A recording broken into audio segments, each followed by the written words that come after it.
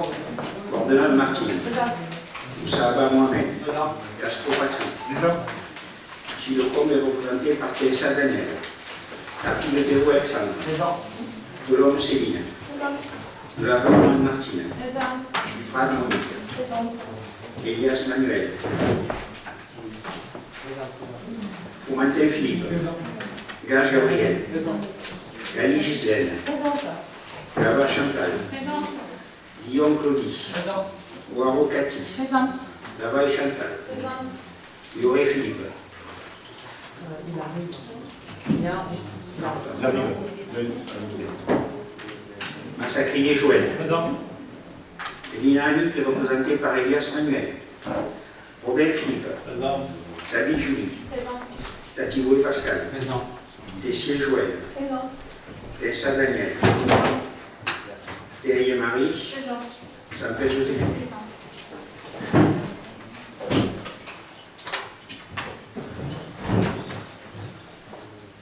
Alors, je vous propose Cathy Waro comme secrétaire de séance. Élu à l'unanimité. Sur le procès verbal de la séance conseil municipal du 10 avril, avez-vous des remarques? Non. Donc je le considère adopté à l'unanimité. Votation page 38. Il y a une erreur page 38. Écoute, ils ne l'ont pas lu. Page 38, il y avait Madame Moreau qui parlait beaucoup. Ah non, on va parler beaucoup trop parce qu'elle se répondait même. Et donc c'était En bas. page 38. La deuxième, Madame Waro est en fait Madame Noir. Non? C'est pas Madame Noir? C'est bon? Donc avec cette correction de M. Robin, elle, le procès verbal du conseil municipal qui est adopté à l'unanimité. Les décisions, donc, que j'ai terminé à prendre. Donc, d'abord, la première, c'est sur les travaux d'extension du mur d'escalade du gymnase du collège. Pour ce qui est le marché de travaux de la CRL Altissimo, d'ailleurs, c'est Altissimo. On montant de 24 161,98 €, donc on a fait ça en commission d'affaires, un le choix. Et ensuite, sur l'analyse des eaux souterraines et piézomètres, des piézomètres pour l'ancienne décharge, c'est une analyse qu'on nous demande de faire pour tous les ans pour contrôler si les eaux souterraines sont polluées. C'est 1394,72 €. Y a-t-il des remarques? Alors, la première délibération porte sur la modification du règlement intérieur pour la qualité scolaire. Dans sa thèse, je vous donne la parole.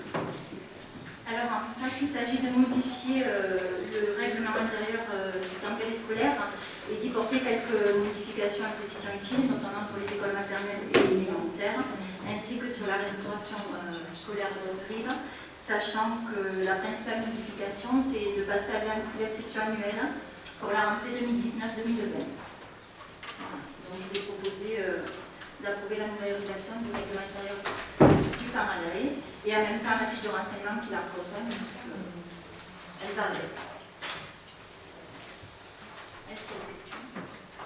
Il y a des questions sur ce règlement intérieur? Oui. Ça dit. C'est bon, ça marche. Par rapport aux modifications de planning, il est noté qu'elles doivent se faire directement auprès des régisseurs des recettes. Compte tenu des horaires d'ouverture qui sont quand même très light, est-ce que ça peut se faire par téléphone, par mail? Parce qu'il y a écrit directement auprès. Si le service est ouvert, bien sûr, ça se fait auprès. S'il est fermé, ça peut se faire par mail. Il n'y a pas de souci. Ça sera accepté. Hein? Oui, Ok, ça ça marche. Merci. Bien, avec cette précision, je considère que ça va vous faire l'unanimité. Merci.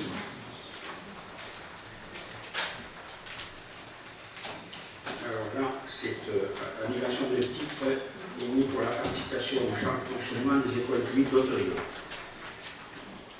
Bon, moi, je m'étais, disons, avancé un peu vite sur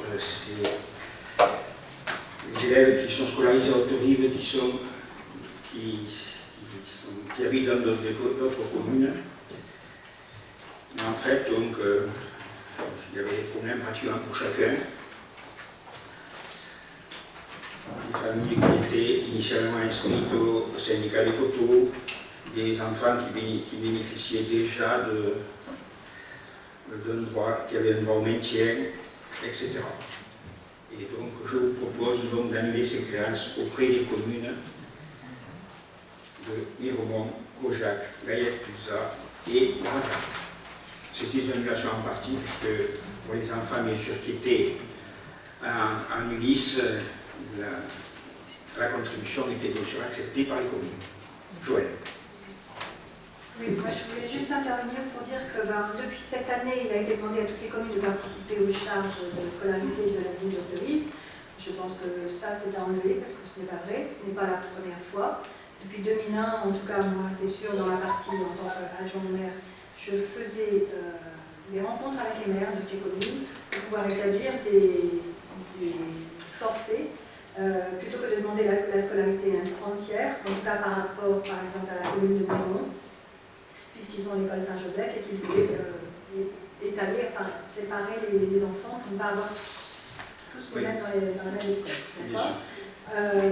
Ensuite, sur les autres, c'est sans doute des fratries ou des choses comme ça, donc on a une obligation de continuation, que le maire soit d'accord ou pas d'accord d'ailleurs, parce que souvent de toute façon ils ne donnent pas leur accord pour ne pas payer, donc c'est facile. Donc, pour ma part... Ce Miremont, c'est un cas particulier parce que c'est un enfant qui est... Je pense qu'il y a eu des déménagements entre-temps. Des déménagements, donc, effectivement, il a été fait les choses de façon assez précise là, pour là-dessus. Et je pense que c'est entièrement ma faute d'ailleurs. Tu veux rajouter quelque chose aussi ? Effectivement, tu as entièrement raison.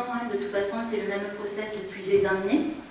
Là où nous devons être un peu plus vigilants, c'est dans les déménagements en cours d'année, puisque même si sur la fiche d'inscription il est bien spécifié, tout changement de situation doit être signalé, dans les faits, ce n'est pas ce qui se passe. Et l'agent des affaires scolaires l'apprend par d'autres agents ou par des enseignants directement des groupes scolaires. Donc moi j'ai demandé à ce qu'il y ait une vigilance par rapport à ça. Et en ce qui concerne le partenariat avec les différents maires, effectivement c'est vrai aussi, puisqu'ils m'en ont parlé plusieurs fois, il est prévu que nous nous réunissions pour envisager justement de pallier, parce que même en termes de fermeture de classe sur les petites communes, voilà, donc c'est essentiel d'avoir ce partenariat et d'avoir des échanges. Donc tu as raison. La plupart du temps, nous ne pouvons pas les refuser parce qu'ils ont commencé la scolarité et donc ils n'ont pas fini le cycle, on est obligé de les garder. Y a-t-il d'autres questions, remarques? Vous acceptez, donc tout le monde accepte? Non? Deux votes contre? Non, par contre, sur la modification du texte, il a été demandé à toutes les communes de participer aux charges. Ça, en fait, c'était pas... Effectivement, ça a été demandé cette année à toutes les communes, et c'est peut-être pas le cas. Voilà, c'était... Sur les voies, c'est une remarque. Ouais, bon, voilà.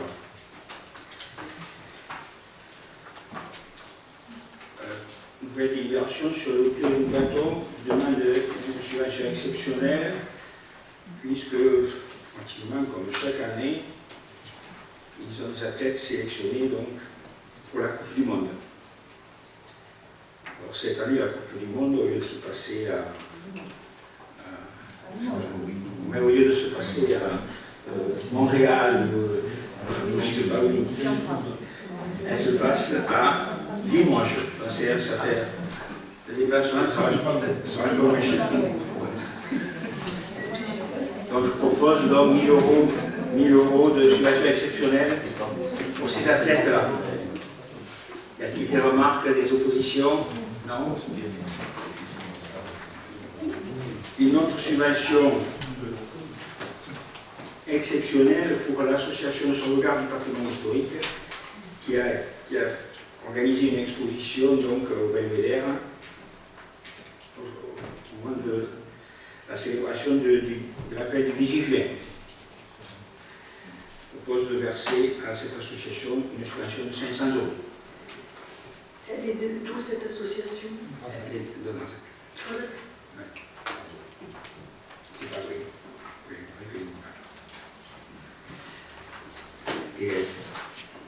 Et des remarques, non? Tout le monde est d'accord? Alors là aussi, une subvention, encore une fois, donc les enseignants du collège de l'association sportive demandent une subvention pour leur association sportive. Et évidemment, ils n'avaient pas réussi à trouver des dossiers, de demandes, etc. Donc, ils cherchent des excuses. Mais on va être quand même, si vous voulez, gentil avec eux et quand même leur accorder cette subvention, donc qui est la même que celle des années précédentes, 1 500 €. Y a-t-il des remarques? Non? C'est pas une subvention exceptionnelle. Non. C'est une subvention annuelle. Et là, je l'avais demandé à ce qu'on supprime exceptionnel, mais ça pêche. On supprime exceptionnel.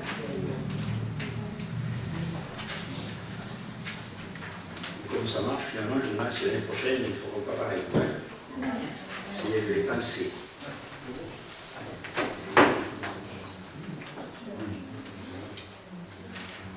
Ensuite, donc, on propose une délibération au sujet du nombre de conseillers communautaires.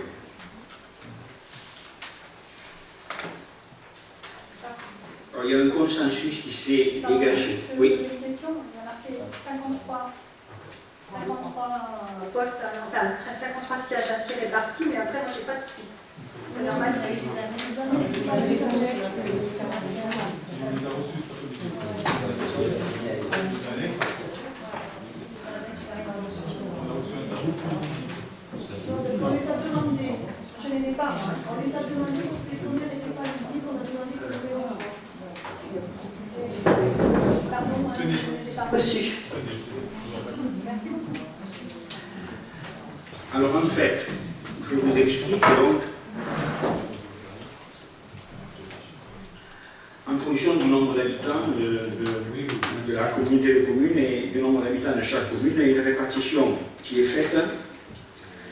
Et avec cette répartition, il y avait donc 43 élus, conseillers communautaires, 43. Il y a une possibilité, s'il y a un accord entre les communes, alors je pense qu'il faut que ce soit la majorité qualifiée, simplement, pas forcément l'unanimité, la majorité qualifiée, c'est-à-dire 2 tiers de la population et la majorité des membres, ou l'inverse, la moitié de la population et les 2 tiers des membres. Donc il n'y a pas de souci parce qu'il y a en fait il y a une unanimité là-dessus à nouveau. Et on propose donc de passer de 43 conseillers à 53, un peu plus. Et donc chacune des communes, les 10 communes les plus peuplées, donc, auront un conseiller supplémentaire. 14 pour Haute-Rive, 5 pour la Gardelle, ce qui est marqué dans le tableau. Oui. Si on fait le calcul selon la règle de la plus forte moyenne, nous avons trouvé 16 pour Haute-Rive. Oui, c'est un accord qu'on peut obtenir. Hein. Les 16, ça n'a pas été accepté par les autres conseillers. Non, mais on n'a pas besoin que les autres conseillers acceptent, c'est Haute-Rive. C'était la même chose l'autre fois, il n'y a pas de... C'est une sous-représentativité, 14, par rapport à la population. Oui. Et vous êtes d'accord avec ça? Quand vous avez simplement un conseiller pour Marillac, ils sont surreprésentés, mais c'est comme ça. Haute-Rive, nous avons la possibilité d'en avoir 16. Donc, pourquoi on vote pour 14? Nous n'avons pas la possibilité, puisque pour qu'il y ait cette possibilité, il faut qu'il y ait un accord majoritaire, soit 2 tiers des communes représentant la moitié, c'est-à-dire plus de 15 000 habitants, soit l'inverse. Donc, on ne peut pas avoir un accord meilleur que celui-là. On est le pourcentage. Et il y avait d'autres propositions qui étaient encore avec, mettons, à 52, où Haute-Rive n'avait même pas un siège supplémentaire. Donc, ce sont des arrangements. c'est un accord entre tout le monde pour qu'il y ait des représentations qui soient correctes aussi pour les autres communes. Et c'est la représentation, c'est l'accord local, c'est la représentation actuelle. Actuellement, c'est comme ça que on en a 12 sur 48. Actuellement, on en a 12 sur 48, et là, on va 14 sur 53, donc dans la proportion immédiate. Mais Autolib a le droit de veto. Non, ben non, parce qu'on ne représente pas ni la moitié de la population, ni la population. Vous auriez dû défendre 16 sièges. Eh oui. Si vous Madame voulez, Duprat, ça qui n'a pas été proposé. Donc nous avons une représentation qui est meilleure que celle actuellement. Actuellement, nous avons 12 sur 48, et 14 sur 53, c'est plus supérieur à 12 sur 48. Parce que ça fait 14 sur 56. On représente 30% de la population quand même. Pas tout à fait. Pas loin. 32 000, Pas loin. un peu plus du quart. Et pour un peu moins de 30% de la population.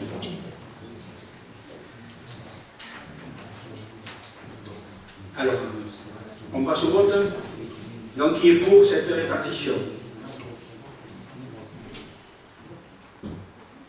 Qui est contre? Qui s'abstient? 4 abstentions.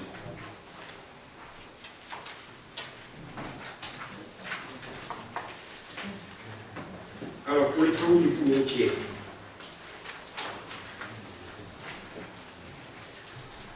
en fait, le pool routier, donc 2016-2018, était, disons, c'est la communauté de communes, prenez la suite du SNIVOM, qui était chargé de le gérer.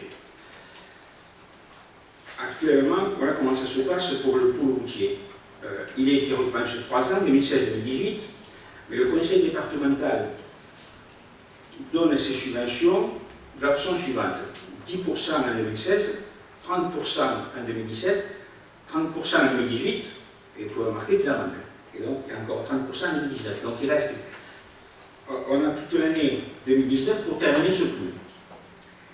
Il se trouve que, pour Autolib, il y avait un delta qui n'avait pas été utilisé donc, entre 2016 et 2018 de 228 478,33 €. Et donc, on propose donc de continuer, de terminer ce comité avec cette somme-là sur les travaux donc, pour 2019. Ce montant était rendu à 230 000 €. En fait, vous voyez, il restait 394 781 € à dépenser pour l'ensemble des communes, mais toutes n'ont pas souhaité. Donc, si on avait voulu, on aurait même prendre un peu plus de cette somme. Alors, l'ensemble a dépensé 280 000 €, il resterait 180 000 € qui auraient pu être utilisés, mais nous, on a pris notre part, et c'est les autres communes qui n'ont pas souhaité faire davantage de travaux. Donc ceci nous permet donc de continuer le marché qui était en place par la communauté de communes et de faire ces travaux donc, sur 2019. Une question. Sur quels travaux vous les affectez? Alors on a une bonne liste de travaux là. Monsieur Bertrand, je crois que vous avez la liste là. Alors je ne l'ai pas tout à tête la liste.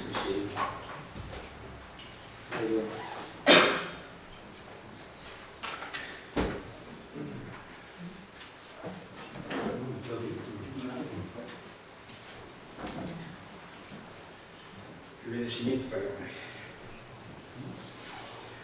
Alors, il y a l'impasse Saint-Roch, l'impasse des Planus, le chemin de la Fajole.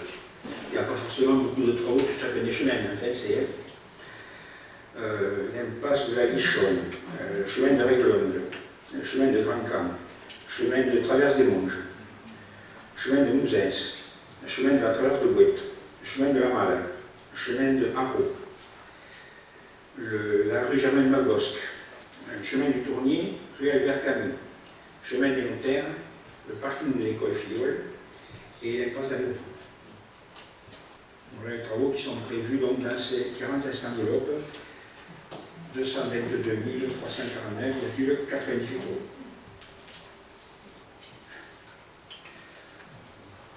Ces travaux ont été donc, c'est notre technicien qui est allé sur le terrain qui a vu ce qui était le plus urgent. Des questions encore? Non? D'accord pour ces travaux? Merci.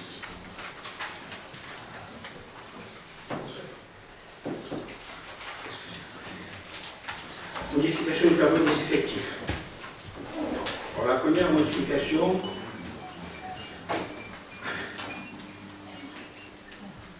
merci pour la lumière, mais il va faire plus chaud, tant pis.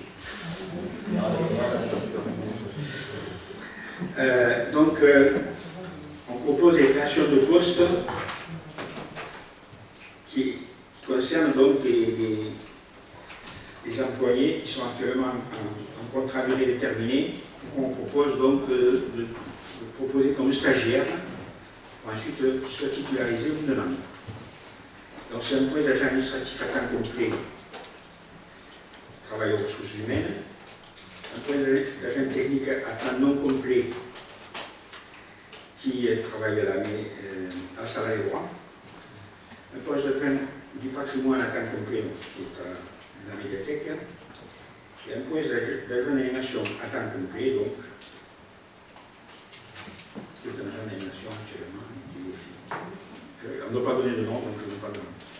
Tout le monde sait qui c'est.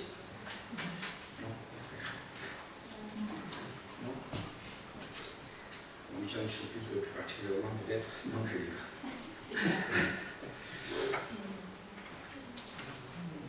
Y a-t-il des questions là-dessus, des remarques? D'accord pour cette petite évaluation de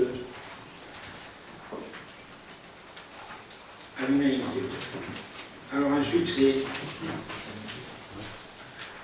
il s'agit donc de proposer donc, des candidats pour les avancements de grade. Alors là pour l'instant le passage de CM à C2. Et donc on ouvre les postes donc, du grade supérieur et on supprime les postes du grade qu'ils occupaient. On concerne donc 6 agents. Administratifs, techniques et patrimoine.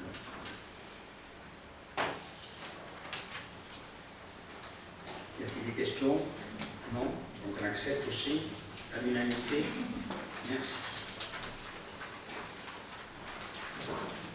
Bon, ensuite, c'est pour les recrutements, donc, sur un plan long permanent, faire face à un besoin et un accroissement saisonnier d'activité, mais aussi donc, en fonction des congés de nos agents qui ont besoin de remplacer à certains postes. Donc, un poste d'éducateur d'activité physique et sportive, donc ça vous avez compris que c'était pour la piscine. Ensuite, les postes d'adjoint administratif, qui seront aussi pour la piscine, et les postes d'adjoint technique, donc pour les espaces verts en fin de habituel. Y a-t-il des questions? Non. Adopté à l'unanimité.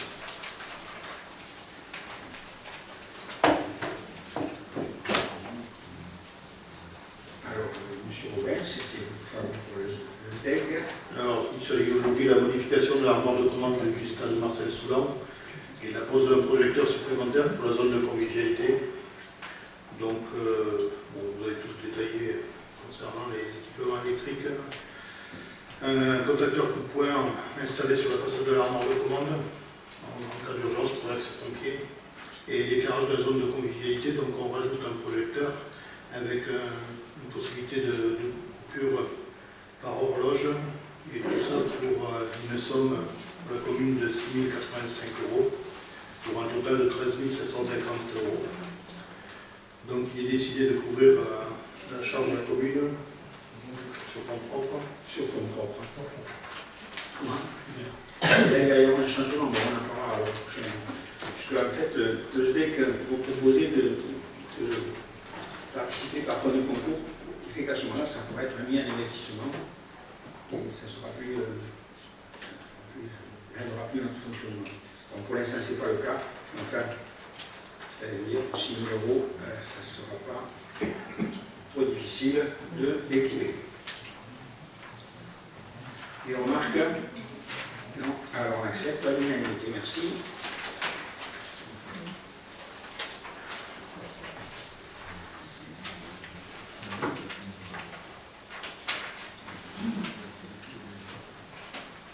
Alors ensuite, il s'agit d'un projet urbain partenarial pour faire participer les aménageurs aux dépenses de l'équipement. Vous savez qu'avant, on fonctionnait par une PVR, participation pour les réseaux. Maintenant, ça s'appelle des PUP, projet urbain partenarial, et le texte veut bien le détailler.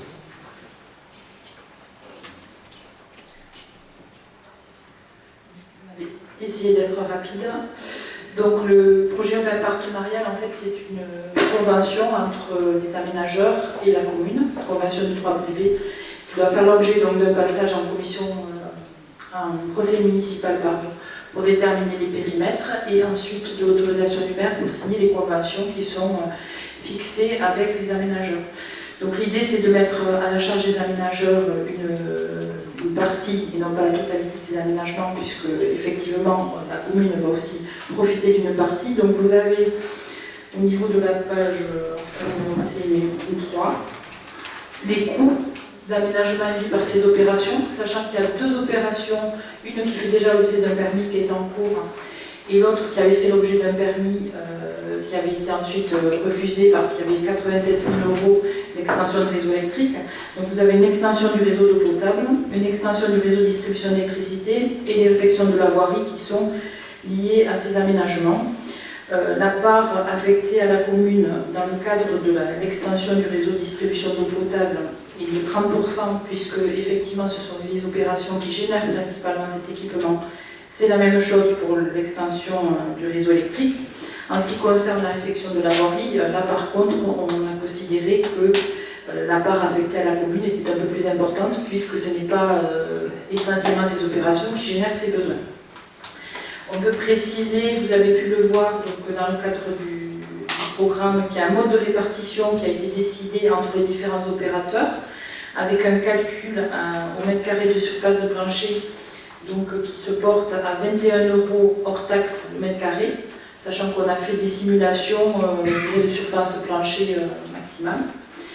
Et sur les modalités de paiement et de participation, donc un premier paiement 6 mois après la déclaration d'ouverture du chantier et le solde à la réception des travaux.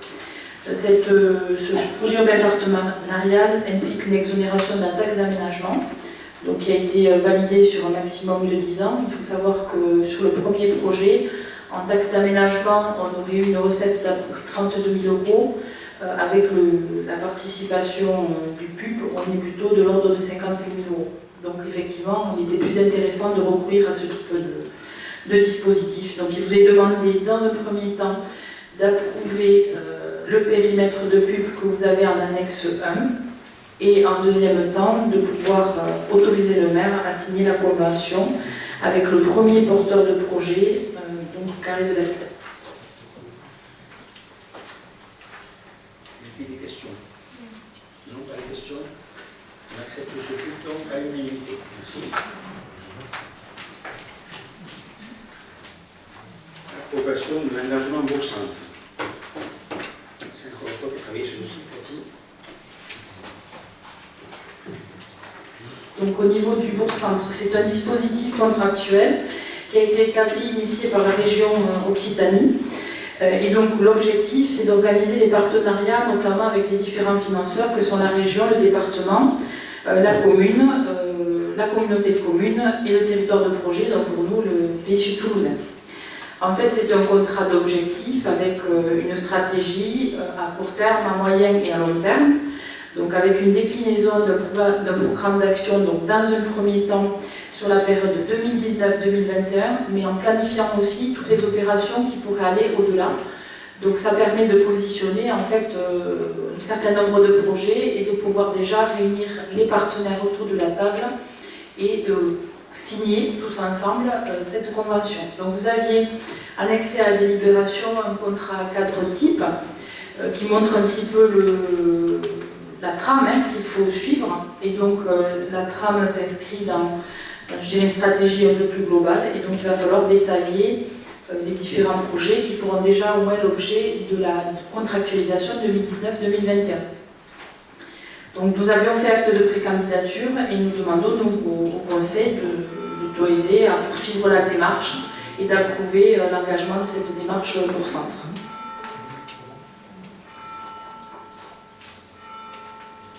Donc, juste une précision, vous avez en bas de délibération, c'est que le projet de contrat définitif sera soumis à délibération du conseil municipal, mais aussi à délibération du conseil communautaire, le PETR Pays Sud Toulousain ayant lui délibéré de manière globale pour la totalité des contrats bourg-centre, considérant que ça permet aux communes de pouvoir clarifier tous les partenariats à mettre en œuvre.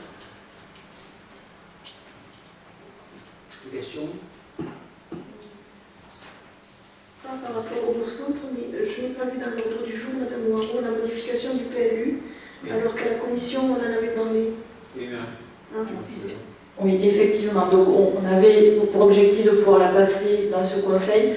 Il s'avère que le bureau d'études qui réalise le dossier n'était pas en mesure de fournir le dossier complètement finalisé au moment de l'envoi de l'ordre du jour et que du coup, nous avons effectivement décalé cette délibération au mois de juillet. Ce sera le cas dans du conseil de juillet, sachant qu'en ce qui concerne la communauté de communes, il n'y a pas d'impact parce qu'ils peuvent quand même déposer en parallèle leur dossier d'autorisation permis d'aménager puisqu'ils ont un dossier d'autorisation au titre de la loi sur l'eau à faire et que du coup en termes de timing et de calendrier, ils auront bien une modification du PLU qui sera exécutoire au moment où on aura besoin de leur délivrer expressément l'autorisation. Alors donc nous allons passer au mois de juillet la délibération. Donc ensuite nous avons, puisque nous sommes dans le territoire d'un schéma de cohérence territoriale approuvé, nous n'avons pas les 1 mois de recours suspensif du préfet, nous sommes directement sur les 2 mois du contrôle de légalité des délibérations. Donc ça fait fin septembre, puisqu'on est le conseil le 24 juillet.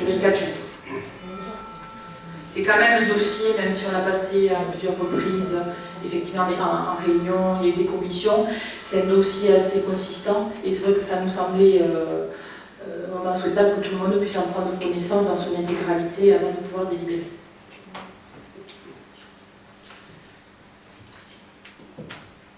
D'accord, pour poursuivre la démarche donc sur le centre. Merci. Merci. Dernière délibération. À la demande donc, du comité de jumelage qui donc organise, vous savez, les 5, 6 et 7 juillet donc, des anniversaires des jumelages, puisque ça fait 40 ans, vraiment ce beau, 30 ans de Fontanelle, l'autorité des jumelés donc avec ces communes, avec ces villes-là. Le rond-point donc, qui était que j'appellerais une stade, mais qui est en fait à l'intersection de, je ne sais pas quoi, de la Chanturès, la rue Ferdinand-Buisson, la place du Vinet.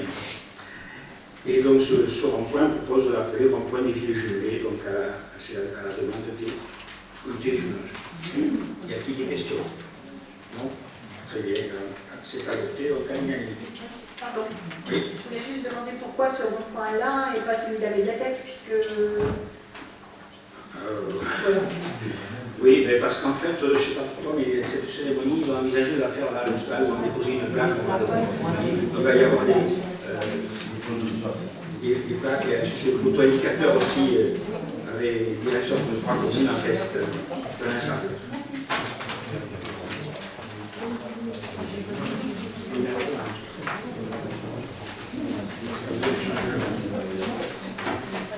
Les questions diverses de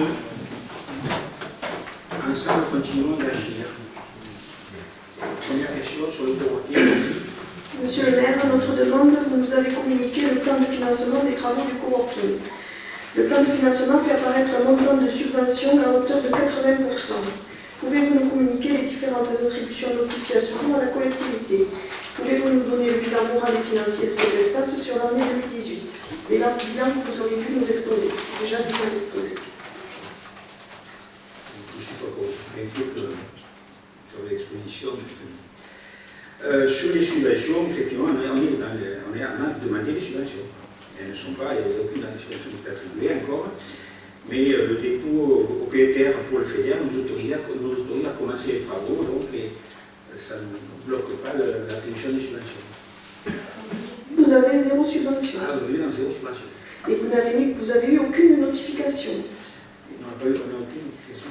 Alors c'est quand même bizarre, parce que autant Madame Duprat que moi-même, nous étions sur des listes régionales, donc nous avons quand même des contacts à la région. Et pour m'être renseigné, je pense que vous avez eu un refus.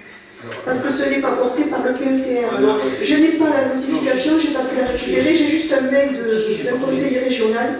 Non, c'est porté par le PETR. Par le PCI, pardon, excusez-moi, par le PCI. Oui, alors ça c'est en discussion actuellement, donc nous avons fait un courrier à la région, espérant bien que notre dossier pourra être réexaminé, parce que visiblement il a été un peu par-dessus la jambe, je dirais. Et donc vous avez eu un refus. On a un refus, mais il n'est pas définitif, je vous l'assure. Oui, il est d'autant plus pas définitif que, comme vous le savez, les subventions se déposent sur une plateforme et apparemment dans notre dossier a mal été aiguillé, en tout cas pas sur le bon service. Donc effectivement, la lettre de refus émane de ce service, mais par contre, depuis, donc, nous avons fait notre courrier et nous avons bon espoir d'avoir un accord. Vous le savez par ailleurs, la région voit l'espace coworking, même les travaux d'un bon oeil, puisque nous avons obtenu notre subvention sur le tiers-lieu. Oui, 5 000 €. Non, 15 000 sur 3 ans, 5 000 € par an.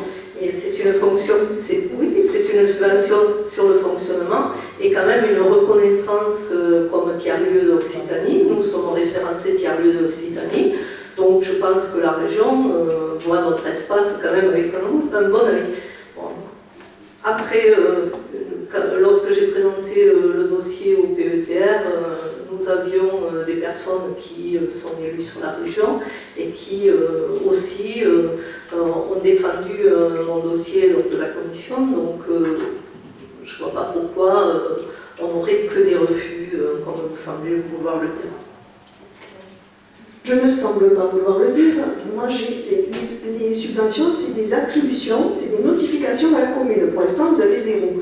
Vous avez engagé 200 000 € de travaux. Vous avez engagé 200 000 € de travaux. Et vous n'avez 0 subvention. On nous a fait parvenir un document qui nous disait que vous alliez avoir 80% de subvention.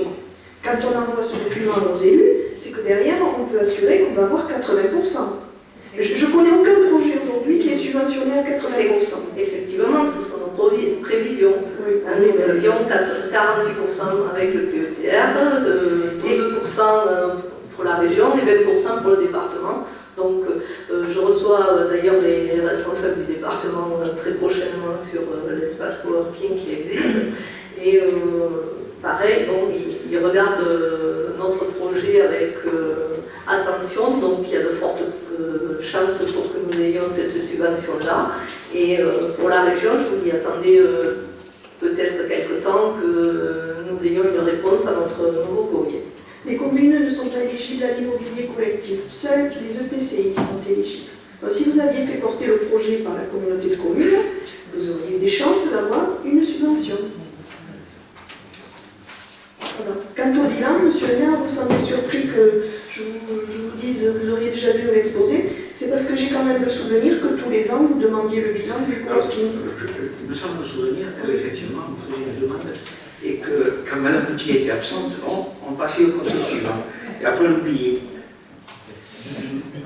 Non, mais là, on est prêt à faire un bilan. On est prêt à faire un bilan quand même. Rapide. Si vous souhaitez un bilan, bon, c'est vrai que enfin, le bilan d'activité, je pense, en tant que service, parmi les autres services municipaux, je n'ai pas à vous le faire en particulier, mais bon cela dit, pour ce qui est, enfin, non pas à ce jour, je veux dire, bon, on va en faire un en septembre de tous les services et à ce moment-là je le ferai, ça me paraît tout à fait normal, et peut-être ça aurait dû être fait d'ailleurs l'année dernière, je ne vous dis pas le contraire, mais en tout cas, bon, si vous souhaitez un bilan, je peux vous faire un bilan, en tout cas pour ce qui est du bilan financier.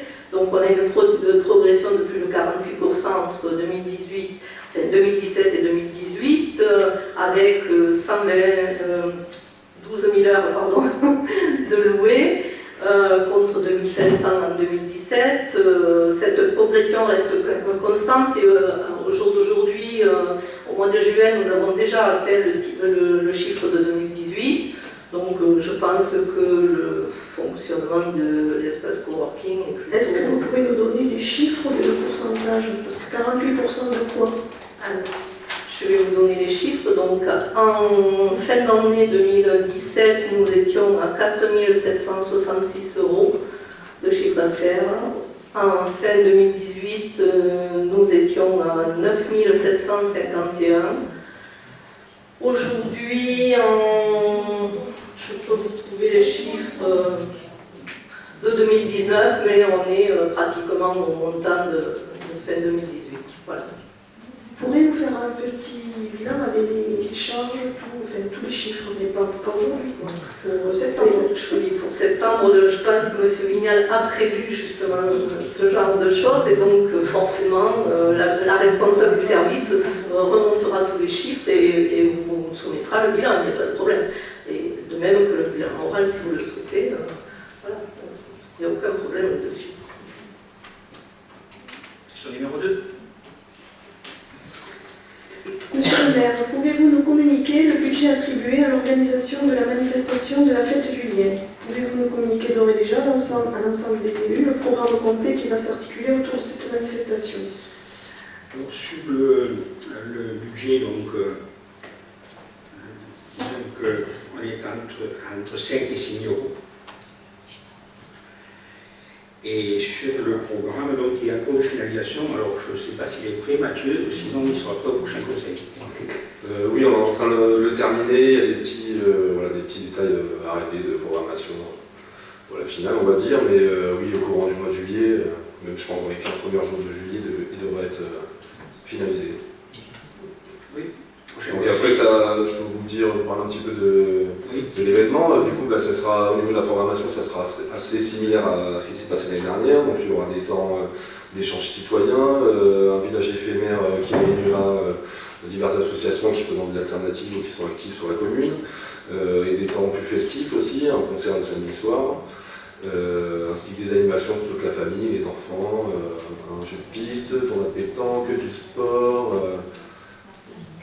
Là, vous voyez, voilà aussi une activité intergénérationnelle de création de fresques avec l'association Feelwood autour du brodage et de la couture. Voilà, en quelques mots. Question numéro 3. Monsieur le maire, vous avez publié en simultané 3 avis d'appel d'offres. Deuxième tennis couvert, travaux du coworking, hôtel de ville. Pouvez-vous nous donner pour chaque projet un prévisionnel d'exécution, démarrage de travaux et fin de travaux? Pouvez-vous nous indiquer de même quelle organisation a été mise en place au sein des services pour les services impactés? Alors, sur le deuxième tennis couvert, le marché, donc, alors, les prix, et bien sûr, c'est tout à fait dans les règles, c'est un MAPA, il n'y a pas de souci, et on fera donc une commission MAPA le 3 juillet pour étudier les propositions. Vous trouvez normal que les prix soient ouverts entre vous? Honnêtement, j'ai jamais vu ça. Honnêtement, c'est même pas moi qui étais là quand ça a été ouvert. Non, mais c'est pas normal. C'est tout à fait la règle. Non, mais je chercherai demain.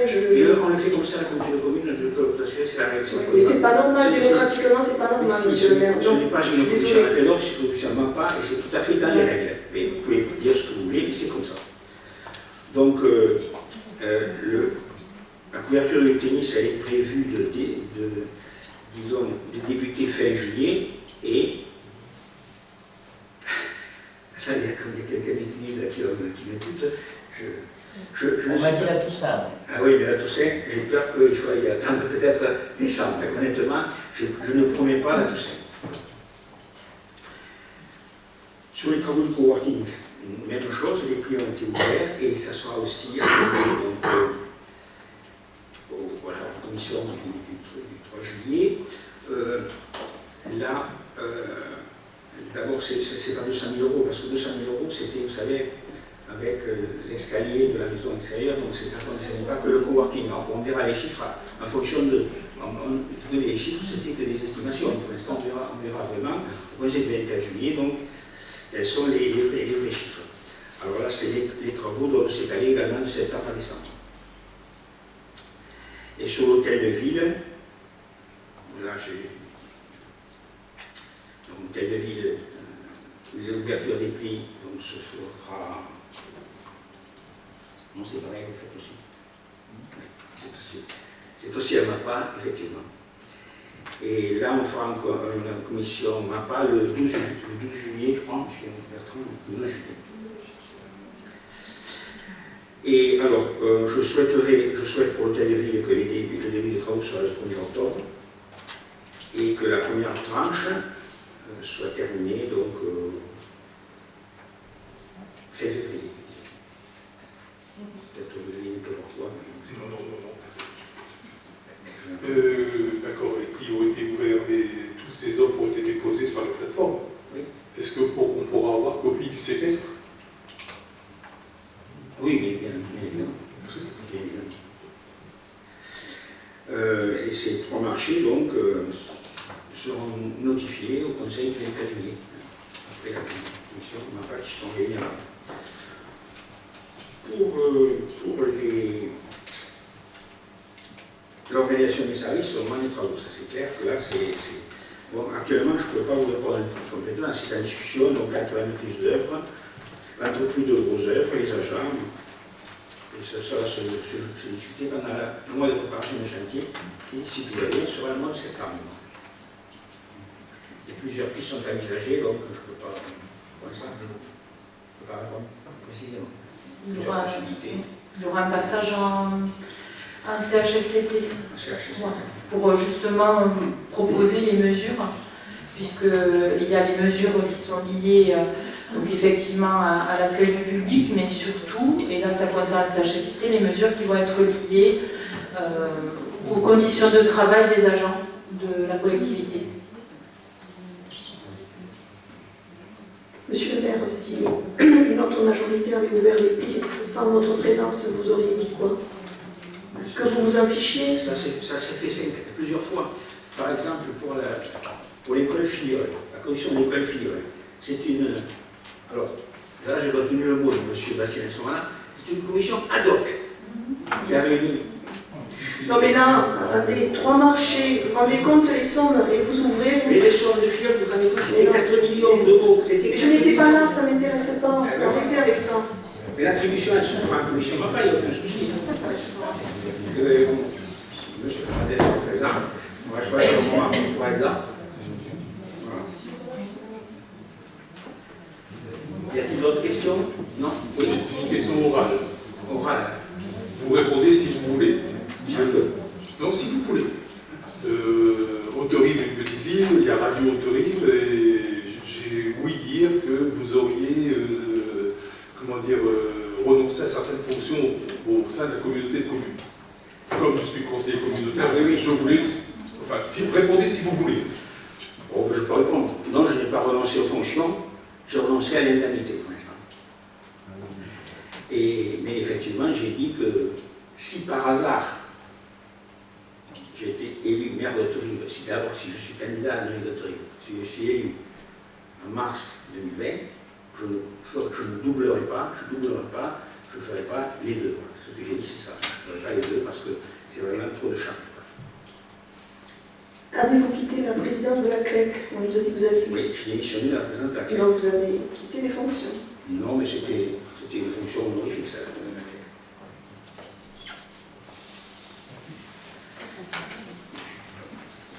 Bien, ben voilà, sur ce, on s'est fini. Bonne soirée.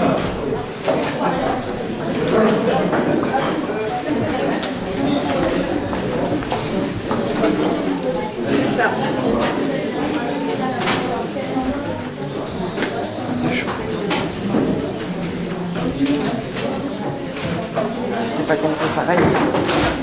Si, on me l'a traité, alors on a dû faire attention.